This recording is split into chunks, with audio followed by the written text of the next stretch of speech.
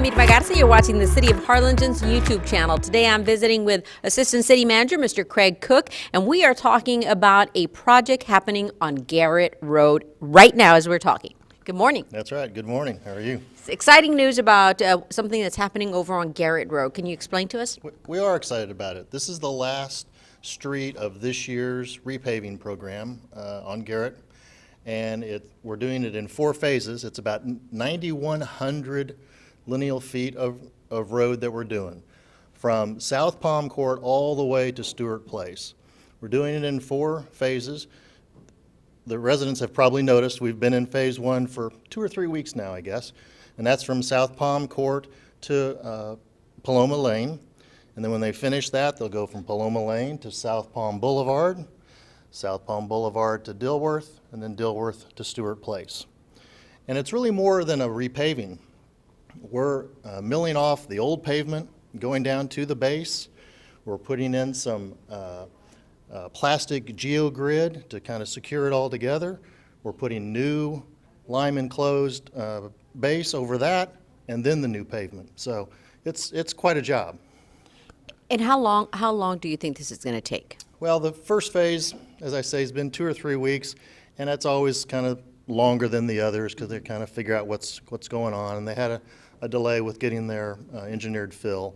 So if that one's 3 weeks, I would expect the other phases to be two or so weeks. The whole thing, what's that, a couple of months. What's the life of a roadway? Well, this kind of treatment, we can get another 15 or 20 years out of it. We'll have potholes, of course, over time, but to have to do this kind of resurfacing, 15 or 20 years. Because we're talking about the entire thing. From the bottom up. That's exactly right. We're going the bottom up. We didn't do that on some of the other streets earlier in the year, but this one we're doing that too. Was this one in worse shape? Yeah, it was a little roller coastery in some places, and it doesn't have curb and gutter, so the pavement can kind of expand across. Okay. Is there any kind of detours or anything right now in that area? Yeah, there are flagmen at each end of each phase, and so residents that live within that phase can, of course, come and go, but they got to drive pretty slow, and the flagmen will allow them access. But we don't want anyone to try to drive through the phase. The flagmen won't allow that. They'll only allow the residents of that phase to come in. And so is this part of our street improvement program? It is. This is the last street of this year's repaving. We're finishing up the designs for the list of streets that we're going to pave next fiscal year. We'll be putting that out for bid for construction contracts in a month or so. We don't have a whole lot of time pressure because we can't start till October when we start the new year anyway. And that'll be a month or 6 weeks of procurement process. So if we can get it out on the street in July, early August, I'd be happy.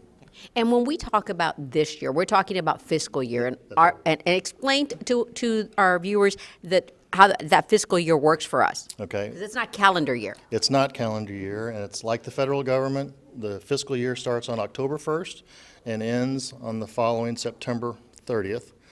And so that's when our funding, on October 1st, that's when our funding kicks in. We have new dollars to spend, if you will. And so that's when we can award the contract for this next round of construction. We've been lucky in the past that we've had some money savings in the projects, and we are allowed to do a little bit more. Any savings this time around that we can reuse? I know the prices have gone up in a lot of things because of the way things are right now. That's what makes me a little uncomfortable, because you're right. I think there will be a little bit more money we could spend this year. Talking with the streets guys this morning about seal coating a couple of streets, and I don't want to let the big secret out if we don't have money to do it. But if we could do that still this fiscal year, then we'll have our typical $2 or $3 million a year that we've done each year for the past few years. We'll have that starting 1 October. Okay. And of course, this is totally separate from pothole maintenance. That's right. Correct? That's right. That's right. This in my mind is maintenance by repair, by replacement, and potholes is just maintenance. Okay. And in the meantime, though, if somebody wants to report potholes, how do they go about doing that?